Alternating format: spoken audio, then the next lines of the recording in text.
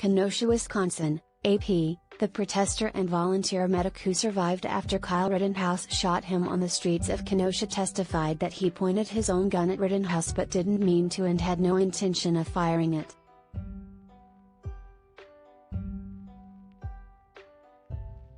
Gage Grosskreutz, the third and final man gunned down by Rittenhouse during a night of turbulent racial justice protests in the summer of 2020, took the stand Monday at Rittenhouse's murder trial and recounted how he drew his own pistol after the bloodshed started.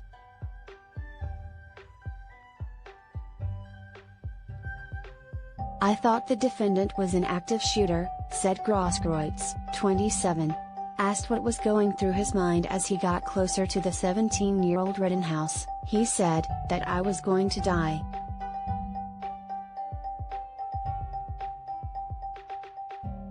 Rittenhouse shot Grosskreutz in the arm, tearing away much of his bicep, or vaporized it, as the witness put it.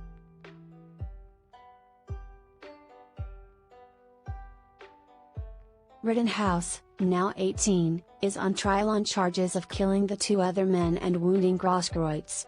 The one-time police youth cadet from Antioch, Illinois, had gone to Kenosha with an R-style semi-automatic rifle and a medical kit in what he said was an effort to safeguard property from the violent demonstrations that broke out over the shooting of Jacob Blake, a black man, by a white Kenosha police officer.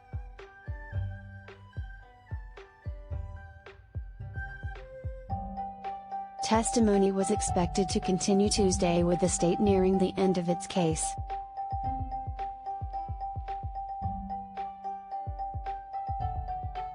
Prosecutors have portrayed Rittenhouse as the instigator of the bloodshed. His lawyers have argued that he acted in self-defense.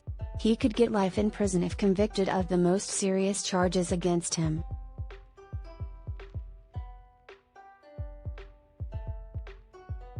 Under questioning from the prosecution, Grosskreutz said he had his hands raised as he closed in on Rittenhouse and didn't intend to shoot him.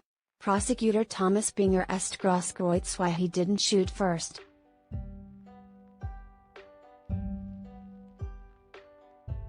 "That's not the kind of person that I am. That's not why I was out there," he said. "It's not who I am. And definitely not somebody I would want to become."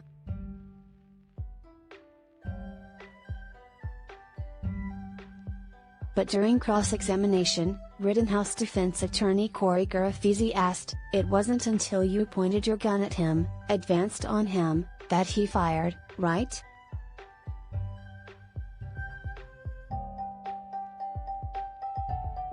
"Correct," Grosskreutz replied. The defense also presented a photo showing Grosskreutz pointing the gun at Rittenhouse, who was on the ground with his rifle pointed up at Grosskreutz.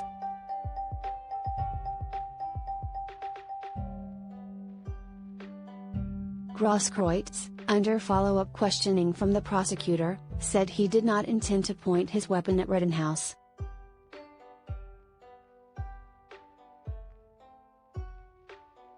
Wisconsin's self-defense law allows someone to use deadly force only if necessary to prevent imminent death or great bodily harm.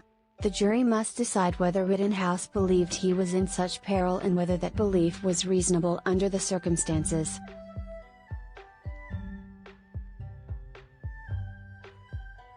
Grosskreutz said he had gone to the protest in Kenosha to serve as a medic, wearing a hat that said paramedic and carrying medical supplies, in addition to a loaded pistol. He said his permit to carry a concealed weapon had expired and he did not have a valid one that night.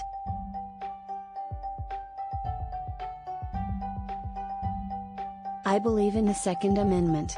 I'm for people's right to carry and bear arms," he said, explaining why he was armed. "And that night was no different than any other day. It's keys, phone, wallet, gun."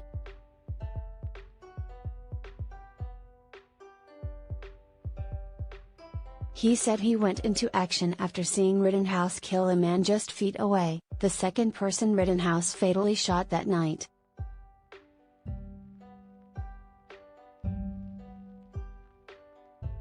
While Grosskreutz said he never verbally threatened Rittenhouse, Garafisi, the defense attorney, said that people don't have to use words to threaten others.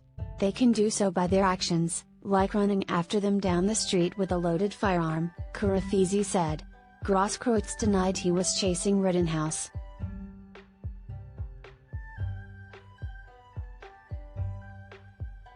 Karafizi also said Grosskreutz lied when he initially told multiple police officers that he dropped his weapon.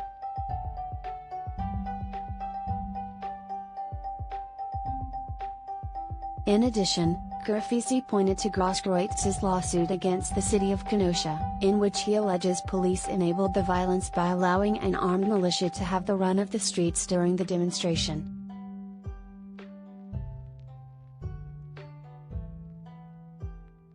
If Mr. Rittenhouse is convicted, your chance of getting $10 million is better, right? Karafizi said.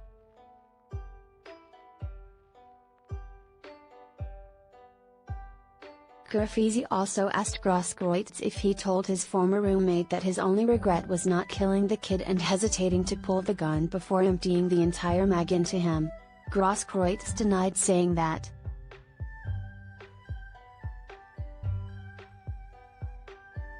Grosskreutz, who was trained as a paramedic, testified that he volunteered as a medic at protests in Milwaukee in the days after George Floyd died under the knee of a Minneapolis police officer in May 2020. Grosskreutz said he attended around 75 protests before the night he was shot, offering help to anyone needing medical attention.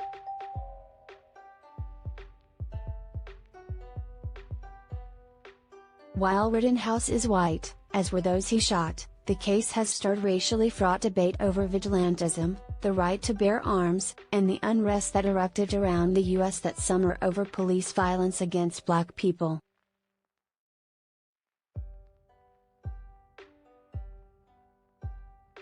Last week, witnesses at the trial testified that the first man shot and killed, Joseph Rosenbaum, 36, was hyperaggressive and acting belligerently that night and threatened to kill Rittenhouse at one point.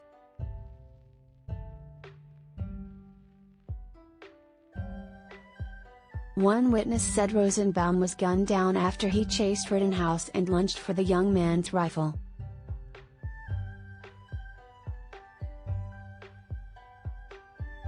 Rosenbaum's killing set in motion the bloodshed that followed moments later. Rittenhouse killed Anthony Huber, a 26-year-old protester seen on bystander video hitting Rittenhouse with a skateboard. Rittenhouse then wounded Grosskreutz.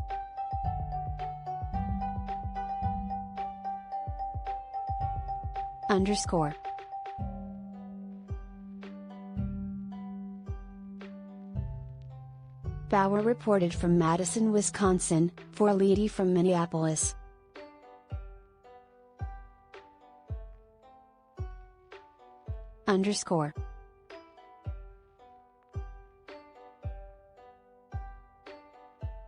Find AP's full coverage on the trial of Kyle Rittenhouse at https://upnews.com/hub/Kyle Rittenhouse.